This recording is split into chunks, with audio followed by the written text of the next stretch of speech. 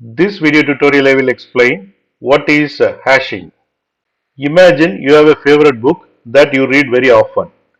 Instead of going to the library every time you want to read the favorite book, what you can do is you can keep the copy of the same book in the small shelf right next to your reading chair.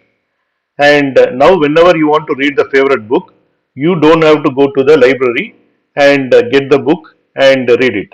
Instead, what you can do is you can get the book from the small shelf because it is right next to you and it is easily accessible.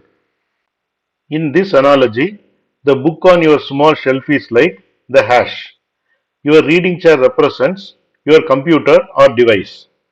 Going to the library and get the book is like fetching data or information from a distant location like a website or server.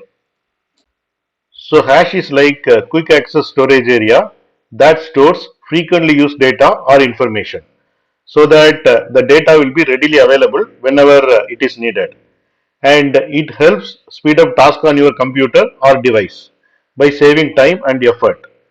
If hash is not there, it has to spend time on fetching data from distant source.